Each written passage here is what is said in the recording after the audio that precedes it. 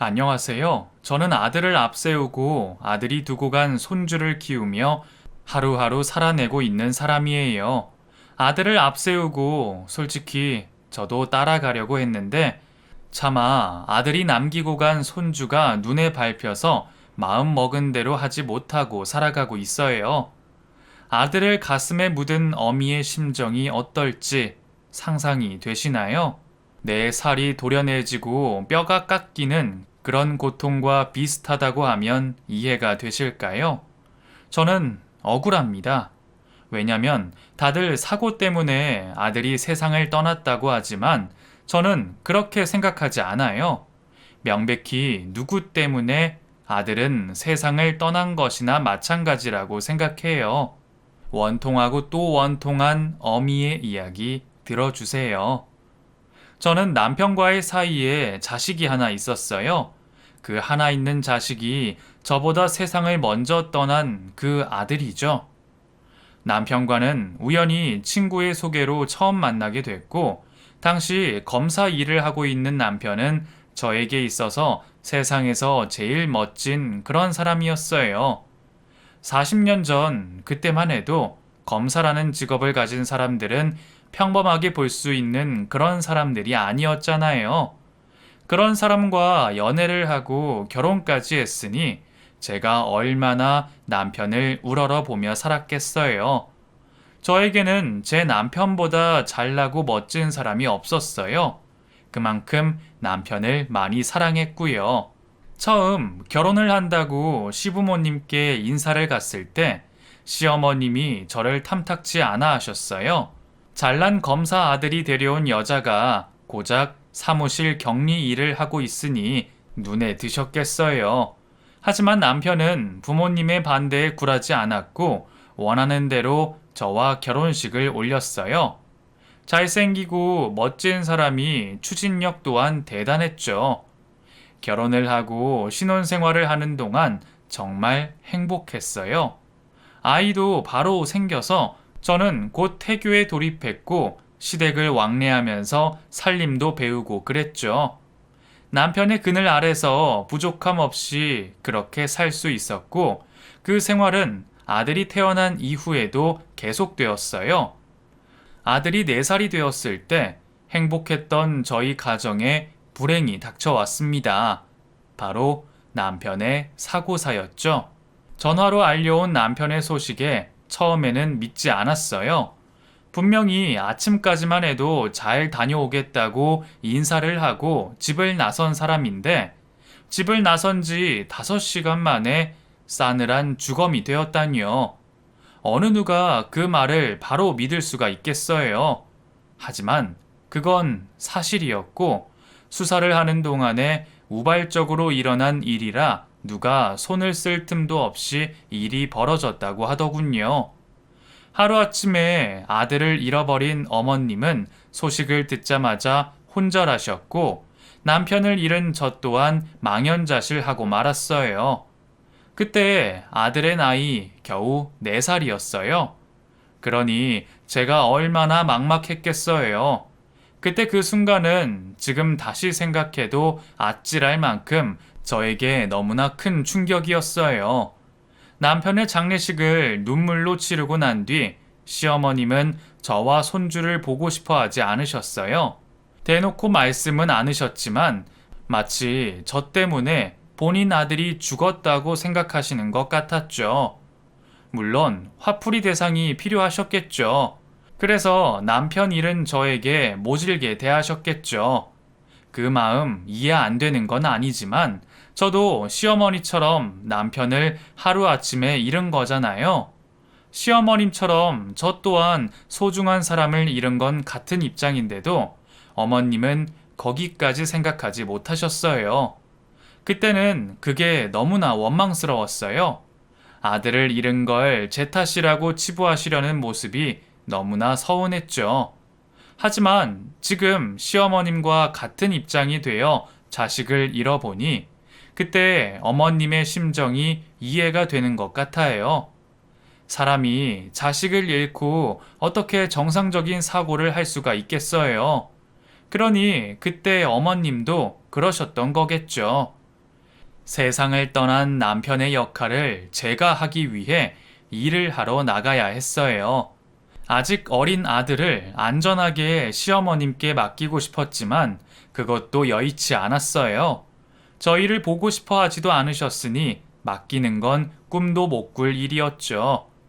마음의 병이 생긴 시어머님은 손주도 눈에 들어오지 않으시는 것 같더군요. 결국 저는 시댁과 거리가 점점 멀어졌고 나중에는 인연이 완전 끊어져 버렸어요. 친정도 홀아버지 혼자 계신 상황에 아이를 맡길 만한 상황이 안 됐죠. 그러니 아이가 어린이집에 가 있을 동안에만 할 수 있는 일을 찾아야 했고 거의 대부분 부업이나 일용직 일을 할 수밖에 없었어요. 일을 제대로 할 수 없으니 형편은 갈수록 어려워졌어요. 시댁에서도 지원이 끊어져 버렸고 저 혼자 세상과의 외로운 싸움이 시작되었죠. 아들이 자랄 때까지 참 고생 많았어요. 돈 되는 건 다 하려고 그렇게 분주하게 뛰어다니고 그랬어요. 저는 제대로 먹지도 못하면서 아들은 학교에서든 어디서든 꿀리지 않게 하고 다니려고 정말 많이 챙기고 그랬어요. 어디서 아비 없는 자식이라는 소리 듣더라도 너희 아버지는 나라 일 하다가 돌아가신 거라고 어깨 당당히 펴고 다녀야 한다고 그렇게 말을 해줬지만 저의 노력에도 불구하고 아들은 움츠려 들기만 했습니다. 마음이 너무 아팠어요. 하지만 제가 아이에게 어떻게 해줘야 할지 도통 모르겠더군요. 죽은 아빠를 살려낼 수도 없고 그렇다고 생판 남인 사람을 아빠로 만들어줄 수도 없고 정말 마음이 괴로웠어요. 그나마 다행인 건 아이가 삐뚤게 크지는 않았다는 거예요. 질 안 좋은 친구들과 충분히 어울릴 수 있었을 텐데도 아이는 착실히 자기 할 일을 해줬거든요. 먹고 사는 것 때문에 아이에게 신경을 많이 못 써주는 게 늘 마음에 걸렸는데 아들이 착실하게 자기 할 일을 해주는 것만으로도 저에게는 큰 힘이 되었어요. 아들이 고등학생이 되었을 때 뜬금없이 저에게 검사가 되고 싶다고 하더군요. 검사? 아빠처럼 검사가 되고 싶다고? 네, 엄마. 저도 아빠가 가신 길을 가고 싶어요. 검사라는 직업이 아무나 될 수 있는 것도 아니고, 게다가 그 일로 남편을 잃었기 때문에 아들을 말리고 싶었습니다. 혹시나 또 자기 아빠처럼 먼저 세상을 떠나게 된다면 저는 견딜 수 없을 것 같았죠. 두려운 마음에 안 된다고 했지만 아들은 제 말을 듣지 않았어요. 엄마가 무슨 걱정하시는지 다 알아요. 저는 절대로 그런 일 안 당해요. 그러니까 저 믿어주세요. 자신을 믿어달라고 하는 아들의 눈빛은 너무나 진지했어요. 차마 그 눈빛 앞에서 계속 반대할 수 없어서 저는 아들을 밀어주기로 결심했어요. 아들은 그때부터 공부에 더욱 집중하더군요. 원래도 공부는 참 잘했거든요. 법대에 들어가서 사법고시 공부를 하겠다고 하니 기특하면서도 안쓰럽고 그랬습니다.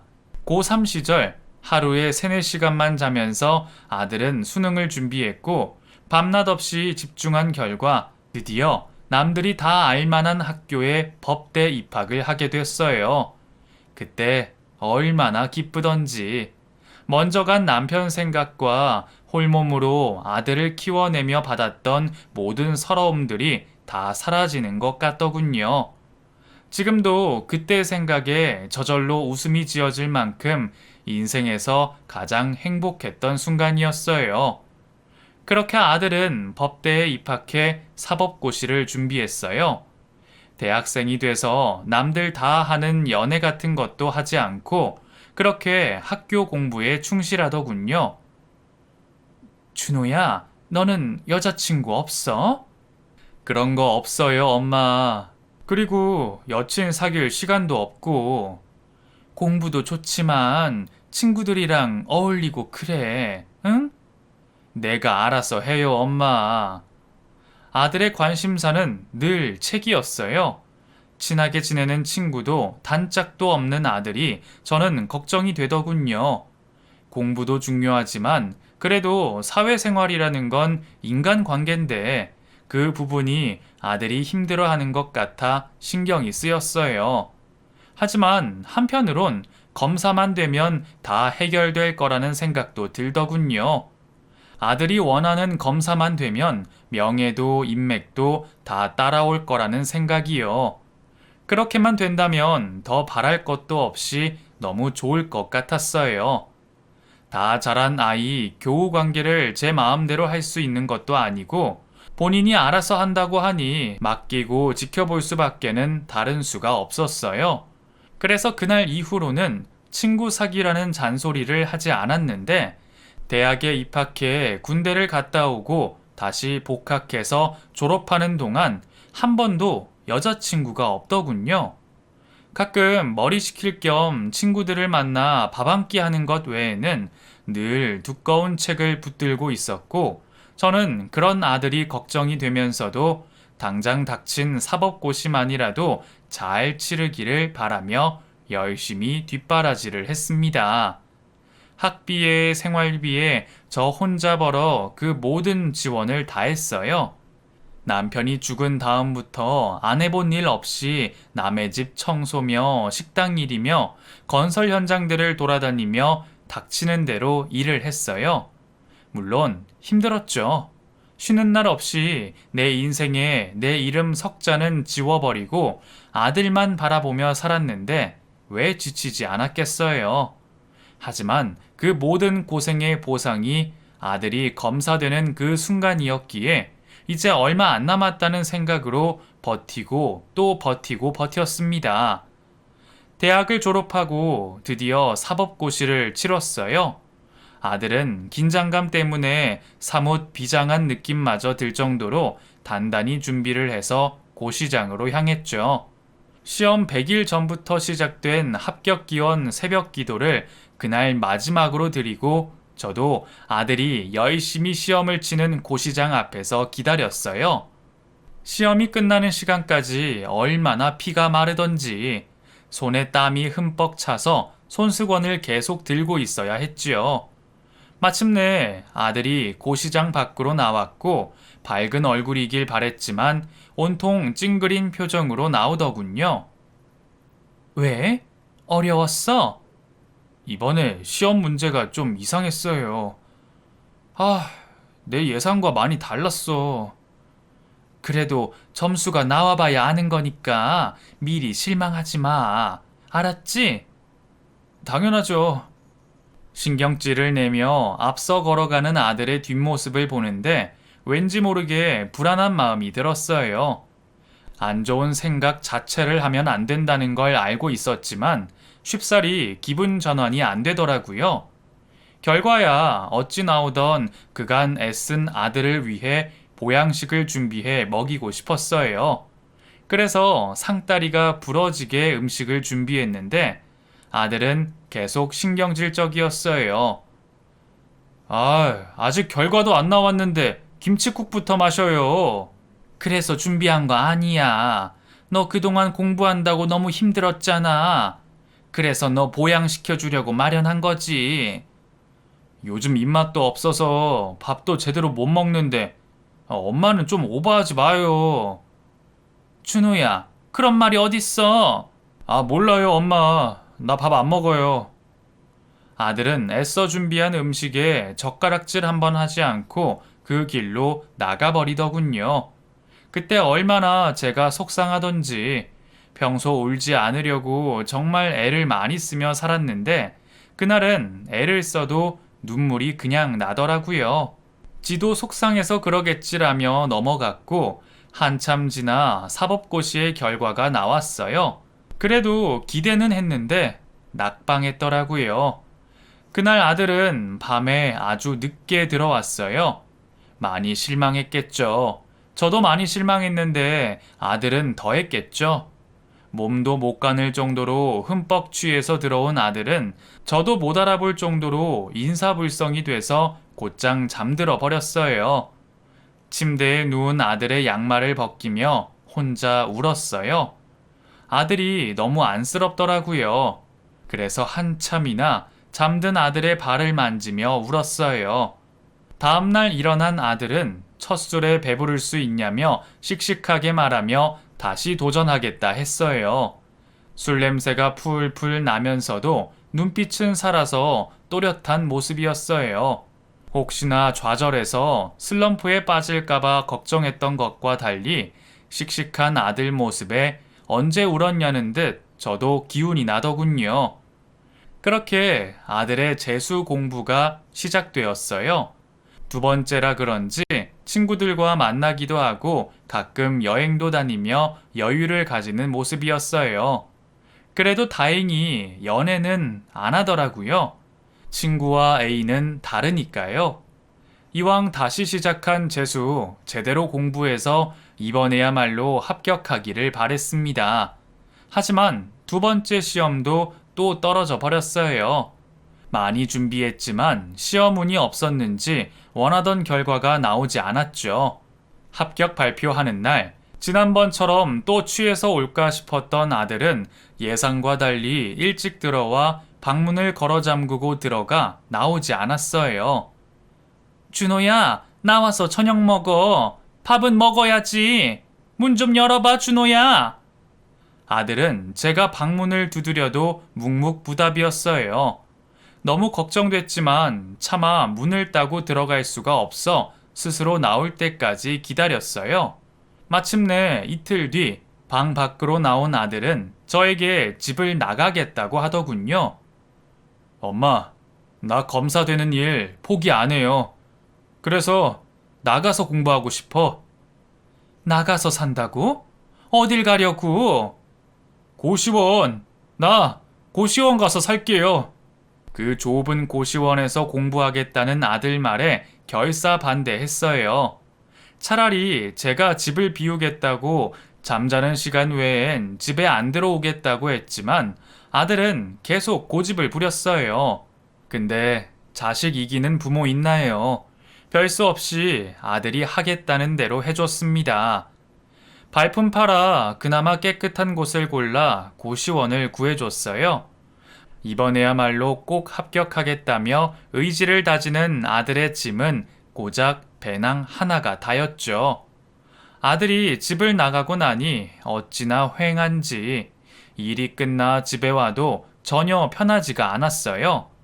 고시원에서 잠은 잘 자는지 밥은 챙겨 먹는지 그곳 생활이 너무 궁금했지만 공부에 방해가 될까 찾아가지도 못했어요. 일주일에 한 번씩 좋아하는 밑반찬을 챙겨서 갖다 주며 빨랫감도 받아오고 보고 싶은 아들 얼굴도 보고 그랬어요. 있을만 하니? 잠은 잘 자고? 잘 있으니까 걱정 마세요. 엄마는 혼자 있는 거 괜찮아요? 내 걱정은 하지 마. 집 나와 지내는 네가 걱정이지. 일주일마다 보는 아들 얼굴은 갈수록 초췌해 보였어요. 이렇게 애쓰는 아들이 어찌나 안쓰럽던지 맘 같아선 이대로 집에 데리고 들어가고 싶었어요. 하지만 아들이 어떤 마음으로 이곳에서 지내는지 알기에 꾹 참아내야 했죠. 공부도 체력이 되어야 잘 된다는 걸 알기에 먹거리와 보양식을 때마다 챙겨다 줬어요. 그나마 챙겨준 건 다 잘 먹는 것 같아 안심이 되었는데 갑자기 아들이 이상한 말을 했어요. 엄마, 이제 안 오셔도 돼요. 뭐? 왜? 엄마 왔다 가시면 집중이 안 돼요. 그러니까 오지 마세요. 그래도 밥도 제대로 못 먹고 공부할 텐데. 내가 알아서 잘 챙겨 먹으니까 걱정 마요, 엄마. 나 이번 시험에 정말 집중하고 싶어서 그래요. 그래, 알겠어. 대신 연락 좀 자주 해. 걱정이 돼서 원. 알겠어요. 얼른 가세요. 저 공부하러 들어가 봐야 해요. 아들의 말에 어쩐지 서운함을 느꼈지만 이번에는 정말 합격했으면 좋겠다는 마음으로 그렇게 하기로 했어요. 그날 이후 저는 아들의 고시원에 찾아가지 않았고 연락은 자주 하겠다고 했던 아들은 어쩐지 연락도 없더군요. 전화하고 싶은 마음이 굴뚝 같았지만 무소식이 희소식이겠거니 그렇게 참으면서 시간을 보냈어요. 그러나 저의 바람과는 달리 아들은 저에게 충격과 실망감을 안겨주었습니다. 시험을 2달 앞둔 어느 날 갑자기 집으로 온다는 아들. 무슨 일인가 싶어 아들이 좋아하는 갈비찜을 하고 그동안 못해준 음식을 한 상 차려서 아들을 기다렸죠. 그날 저녁 아들은 저에게 한 여자를 소개했습니다. 더욱 충격적인 것은 아들이 데리고 온 여자는 임신을 한 상태였고 아들은 저에게 이 여자와 결혼을 한다고 허락해달라고 하더군요. 열심히 공부만 하는 줄만 알았던 아들이 결혼할 여자를 데리고 온 것도 기절할 노릇인데 임신까지 했다고 하니 머리가 멍하더군요. 아니, 어쩌다가 아직 직장도 없는데 이게 무슨... 걱정 마요, 엄마. 내가 책임질 수 있으니까.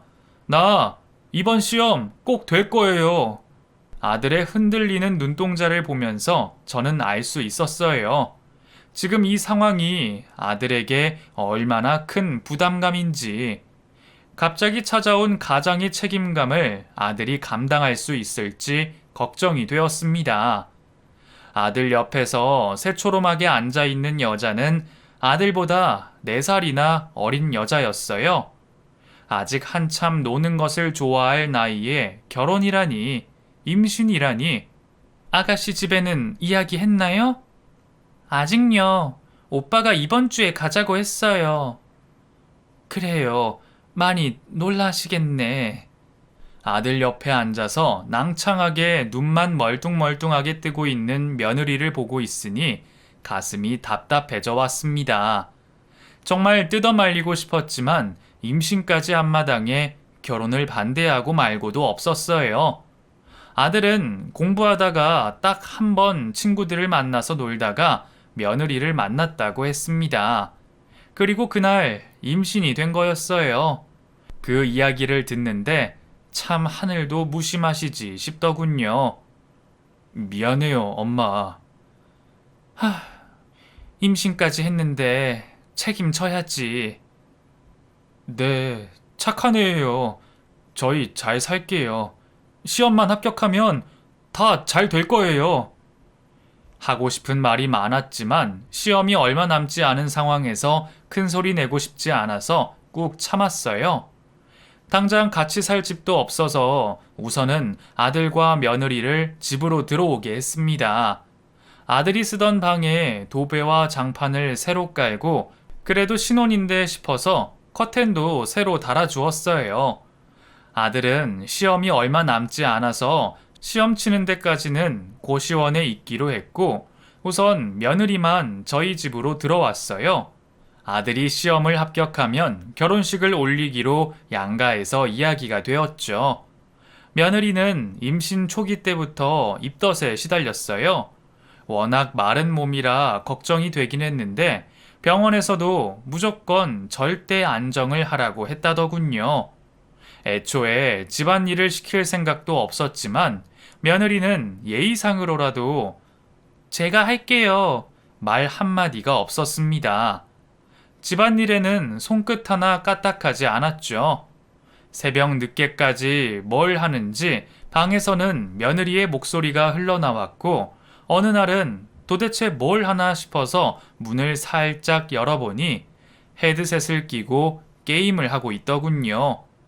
임신한 사람이 하루에 몇 시간씩 앉아서 게임을 하고 거기다 입에 담을 수 없는 욕을 섞어가면서 그렇게 게임을 하던 며느리. 참다 뱃속의 아기한테 안 좋겠다 싶어서 아가, 너무 늦게까지 컴퓨터 앞에 있는 거 아니니? 아이한테 안 좋을 텐데. 어머님, 제가 스트레스 받는 게 아기한테 더 안 좋아요. 뭐라고? 저 유일하게 스트레스 푸는 게 게임인데 그것까지 못하게 하시면 전 어디서 스트레스 풀어요? 아니, 다른 걸 좀 해보면 어떠니? 집에만 있지 말고 뭘 좀 배워보는 건. 아, 싫어요.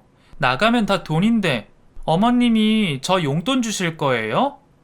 임신하고 먹고 싶은 것도 마음대로 다 못 먹고, 저도 남들처럼 여행도 다니고 쇼핑도 하고 그러고 싶은데, 오빠는 공부한다고 집에도 안 들어오고, 저 혼자 이게 뭐예요?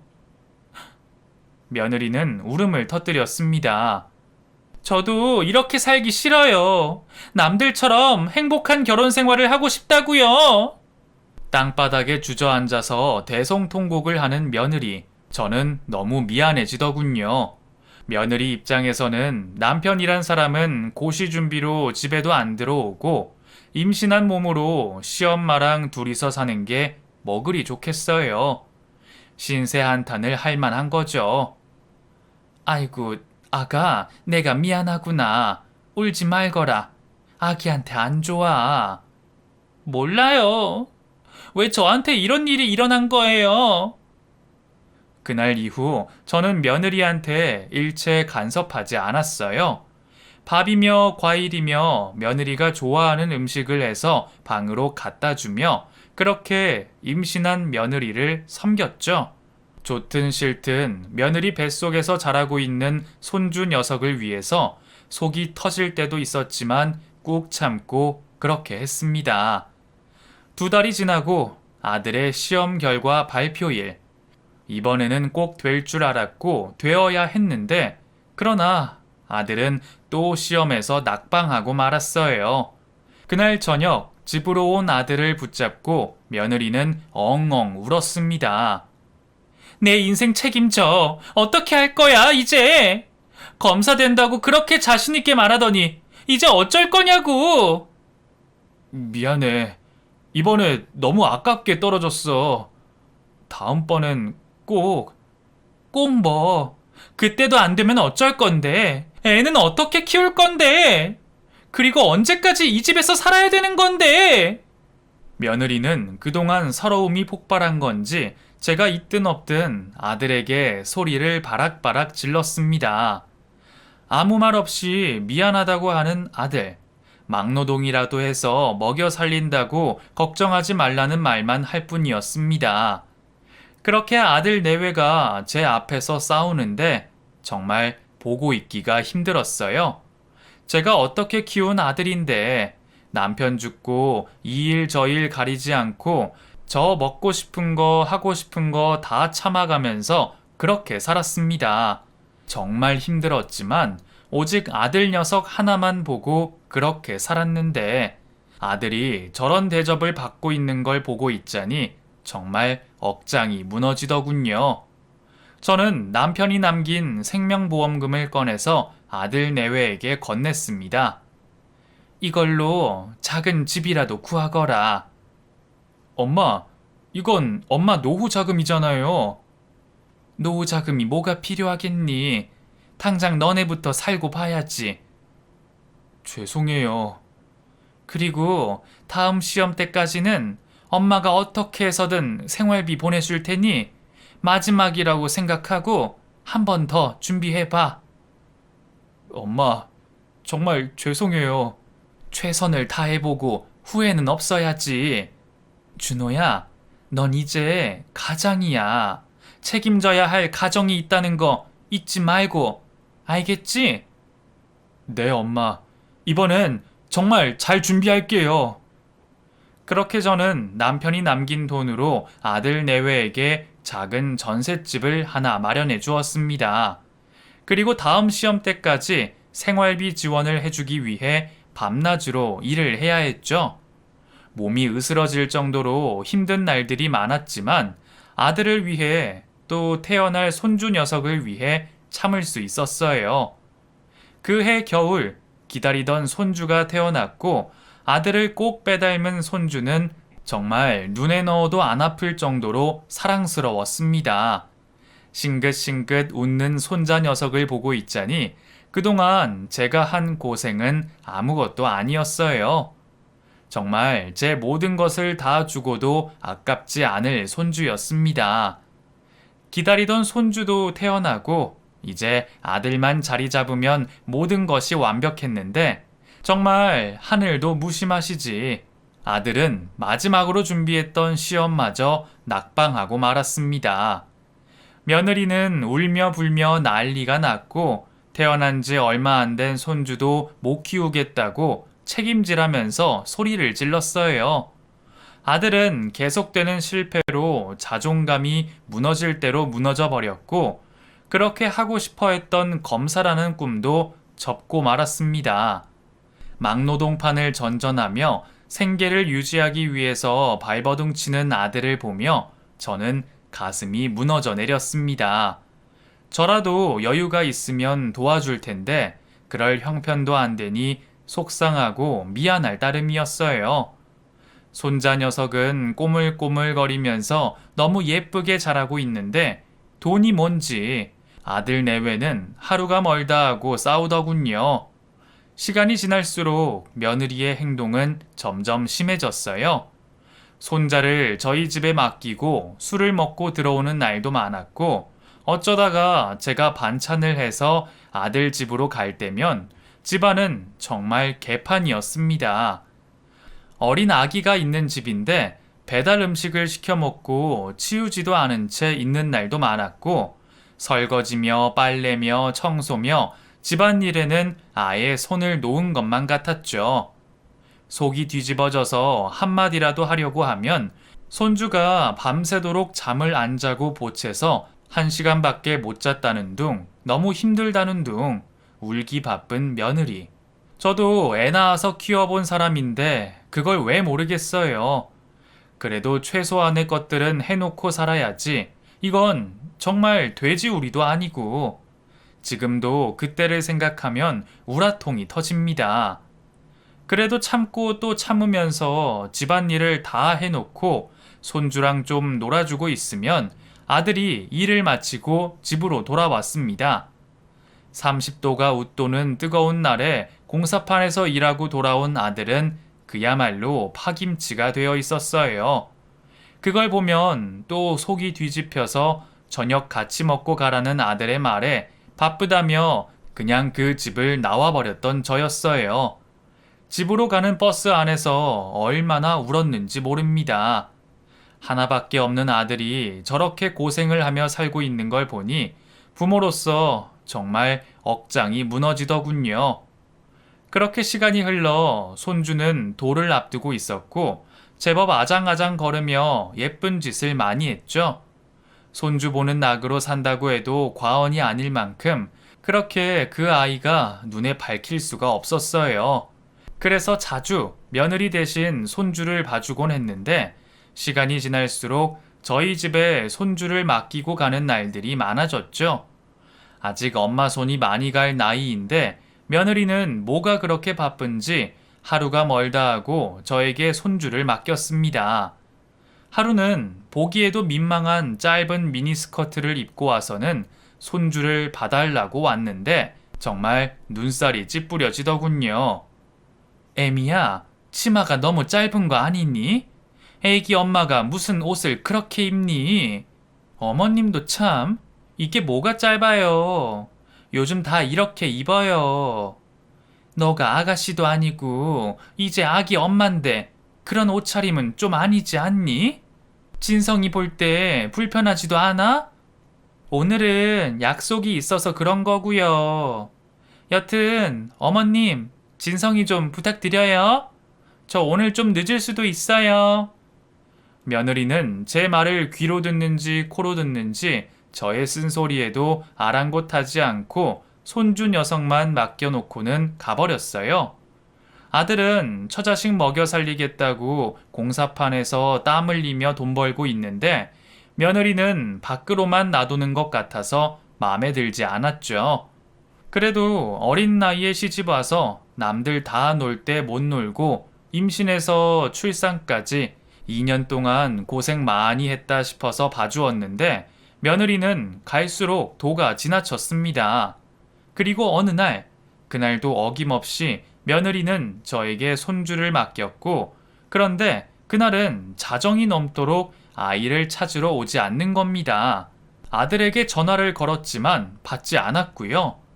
무슨 일이 있나 싶어 너무 걱정이 되어서 그 밤에 손주를 들쳐안고 아들 집으로 갔습니다. 집으로 들어갔더니 아들은 안주도 하나 없이 소주를 얼마나 마신 건지 거실 바닥에는 소주병이 뒹굴고 있었어요. 준호야, 얘 도대체 무슨 일이야? 엄마. 아들은 흐느끼며 울고 있었어요. 애미는 도대체 뭐야? 왜 이래? 엄마, 진이 집 나갔어. 자기 찾지 말래요. 쪽지 한 장 남기고 집 나가버렸어요. 뭐라고? 저는 너무 놀라서 바닥에 털썩 주저앉았습니다. 마른 하늘에 날벼락도 아니고 도대체 이게 무슨 일인지. 그날 아침 저에게 손주를 맡길 때도 아무런 내색 하나 없이 아이를 맡기고 나가던 며느리. 며느리는 지긋지긋한 이 생활이 싫다며 집을 나가버렸습니다. 백방으로 며느리를 찾아보았지만 친정에서도 며느리의 행방을 전혀 알 수가 없었어요.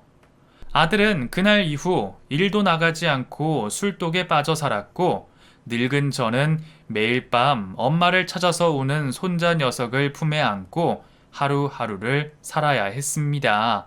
그렇게 몇 달, 며느리는 여전히 행방을 알 수 없었고 아들은 그래도 살아야겠다고 생각했는지 정신을 차리고 다시 막노동판에 나가기 시작했어요. 엄마, 죄송해요. 우리 진성이 잘 부탁해요. 제가 꼭 살면서 은혜 갚을게요. 아휴, 준호야, 정신 바짝 차리거라. 너라도 정신을 차려야지. 네, 엄마. 죄송해요. 아들은 그렇게 아비로서의 책임감으로 버텨내고 있었습니다. 그렇게 세월이 흘러서 손주가 5살이 되었고 아들도 며느리에 대한 마음을 접은 것 같아 보였죠. 그도 그럴 것이 며느리는 지 속으로 낳은 아들을 버리고 가서는 연락 한 통이 없었습니다. 잘 사는지 궁금하지도 않은 건지 보고 싶지도 않은 건지 애미로서 어떻게 그럴 수 있는지 정말 분노가 치밀었습니다. 가출을 하고 행방을 알 수 없으니 이혼도 못하고 있었던 터라 아들은 우선 실종 신고를 했고 일정 시간이 지나 이혼 진행을 하려고 준비했어요. 행복하게 잘 살았으면 좋았겠지만 이미 돌이킬 수 없는 일이었고 아들과 저는 체념하고 손주 녀석을 잘 키우기 위해 애썼죠. 그러던 어느 날 어린이집에서 돌아온 손주와 아이스크림을 하나씩 물고 집으로 가던 길에 저는 충격적인 전화 한 통을 받게 됩니다. 바로 아들의 사고 소식. 현장에서 일하다가 10층 높이에서 추락했다는 아들. 정말 심장이 덜컥 내려앉았고 손이 덜덜 떨렸습니다. 하나님, 제발 우리 아들 살려주세요. 그렇게 믿지도 않는 신을 불러가며 기도하고 또 기도하면서 병원으로 갔습니다. 그러나 아들은 이미 세상을 떠난 후였어요. 정말 어떻게 이럴 수 있는지 세상의 모든 신들이 원망스러웠고 심장이 갈기갈기 찢기는 것만 같았습니다. 자식 먼저 보낸 애미의 심정은 어떤 말로도 표현이 안 됩니다. 자식이 죽으면 가슴에 묻는다는 말이 있죠. 어느 누구도 그 고통을 상상할 수도 없을 겁니다. 반쯤 정신 나간 상태로 아들의 장례를 준비했어요. 아빠 보고 싶다고 우는 손자 녀석을 부둥켜 안고 실신할 만큼 울었습니다. 할머니, 아빠 어딨어? 아빠는... 진성아, 아이고 불쌍한 것. 아빠 보고 싶어. 아빠. 손자는 계속 아빠를 찾으면서 울었어요. 그걸 보고 있는 저는 피눈물이 흘렀습니다. 울다 지쳐 잠든 손자 녀석을 품에 안고 일어서서 조문객을 맞이할 힘도 없어 바닥에 앉아 하염없이 울기만 했습니다. 그렇게 장례를 치르고 있는데 멀리서 걸어오는 한 여자. 그 여자는 다름 아닌 며느리였습니다. 헛것을 봤나 싶어서 두 눈을 비비고 다시 봤는데 며느리가 맞았어요. 순간 자리에서 박차고 일어나서 네가 여길 왜 오냐고 울면서 소리를 질렀습니다. 주변에 있는 사람들이 와서 저를 말렸고 저의 윽박에도 며느리는 눈 하나 깜빡하지 않더군요. 진성이는요? 네가 지금 진성이를 찾아? 어? 무슨 염치로? 자식 버리고 갔냐니 이제 와서 진성이를 찾아?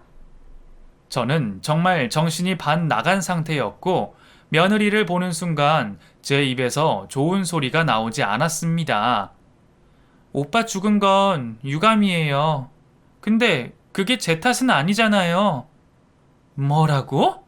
오빠가 그동안 저한테 한 거 어머님은 아무것도 모르시잖아요.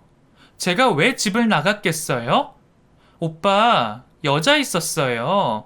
그거 참고 살 여자가 누가 있어요? 뭐라고? 뭐가 있어? 우리 준호가 여자가 있었다고? 네. 오빠 저 말고 다른 여자 있었어요. 그래서 제가 이혼하자고 했는데 안 해줘서 저도 어쩔 수 없었어요. 말도 안 되는 이야기였어요. 하루하루 처자식 먹여 살리겠다고 아둥바둥 살던 아들이었는데 아들에게 여자가 있었다니요. 며느리는 눈물을 흘리면서 진성이 때문에 참고 살려고 했는데 아들이 집으로까지 내연녀를 끌어들여서 도저히 참을 수 없었다고 했어요. 그 이야기를 듣는데 너무 충격이라 저는 아무 말도 할 수가 없었습니다. 도저히 믿을 수 없는 이야기를 하는 며느리. 그러나 죽은 사람은 말이 없었습니다. 그런데 이렇게 된 거 어쩌겠어요. 이제 진성이 제가 키울게요. 이혼한 상태도 아니고 오빠 명의로 된 집은 어차피 제 거잖아요. 뭐라고? 장례식장에서 할 말은 아니지만 저도 살아야죠. 외도한 오빠 때문에 자식 못 보고 살 뻔했는데 이렇게 됐으니 진성이 키우면서 잘 살게요. 순간 뒤통수가 띵 하더군요. 그런데 그때 손주 녀석이 한쪽 구석에서 그림을 그리고 놀다가 저에게로 왔습니다. 며느리는 몇 년 만에 보는 아들을 보고도 미동도 없었고 손주는 제 품에 안겨서 자기가 그린 그림을 자랑했어요. 할머니, 이거 봐봐. 나 잘 그렸지? 아이쿠, 그래 우리 친성이 잘 그렸네. 그렇게 손자가 그린 그림을 보는데 손자가 들고 온 그 노트는 다름 아닌 죽은 아들의 일기장이었습니다. 장례식장에서 손자가 가지고 놀 것들을 챙긴다는 것이 아들의 일기장을 챙긴 겁니다. 아들은 어려서부터 매일 일기를 쓰는 습관이 있었죠. 그걸 너무 잘 알았던 저는 바로 일기장을 펼쳐서 읽기 시작했어요. 그리고 진실을 알게 되었죠. 손자를 낳고부터 시작된 며느리의 외도, 그리고 아들 몰래 내연남을 집으로 불러들여서 놀아난 행적까지 모든 것이 일기장에 적혀 있었습니다. 손이 얼마나 떨리던지요. 그 모든 것을 그저 진성이 하나 보고 참고 살았던 아들. 엄마 없는 아들로 키우고 싶지 않아서 두 눈과 귀를 닫고 처절하게 살았던 아들. 시간이 지나면 정신 차리겠지. 원래대로 돌아올 거라고 믿었던 아들의 마음이 다 적혀 있었습니다. 며느리가 말한 것은 다 거짓이었어요. 오히려 바람은 며느리가 피웠던 거죠. 아들이 죽자 사망보험금과 집 상속을 노리고 며느리는 다시 찾아온 거였어요. 정말 피가 거꾸로 솟더군요. 일기장 내용을 모르니 며느리는 여전히 저에게 뻔뻔하게 얼굴을 들이밀고 있었고 저는 참지 못하고 싸대기를 날렸습니다. 어머님, 이게 무슨 짓이에요? 무슨 짓? 네가 그러고도 사람이냐? 어? 누가 바람을 펴? 바람은 네 년이 펴놓고 어디서 우리 아들한테 덮어 씌워? 뭐라고요? 미쳤어요? 지금 누구더러 바람을 폈대요? 저는 일기장을 며느리 얼굴에 던졌고 그걸 읽는 며느리의 얼굴은 하얗게 질렸습니다. 모르겠고요. 어쨌든 법적으로 보험금 수령인은 나니까 그렇게 아세요. 법대로 해요, 법대로. 일기장에 쓴 거 가지고 뭐라도 되는 줄 알아요? 며느리는 끝까지 큰 소리를 치며 장례식장을 빠져나갔고 저는 다리에 힘이 풀려서 그 자리에서 엉엉 울고 말았죠. 아들이 불쌍해서, 허망하게 떠난 아들이 불쌍해서 그렇게 한참을 울어야 했습니다. 이후 보험금 수령과 상속과 관련해서 저는 며느리와 법적 공방을 해야 했고 오랜 시간이 걸렸지만 결국 승소했습니다. 지금은 고등학생이 된 손자 녀석을 키우고 혼자 살고 있죠. 세월이 지나서 이런 글도 쓸 수 있게 된 거지 정말 너무 힘든 시간을 보냈습니다. 그래도 아들을 대신해서 저의 모든 것이 되어버린 손자 녀석 때문에 그 시간을 버틸 수 있었어요. 나중에 하늘 날아가면 먼저 간 남편도 아들도 만날 수 있겠죠. 그날까지 손자와 행복하게 잘 살려고 합니다. 두서없는 긴 글 들어주셔서 감사합니다. 모두 행복하세요.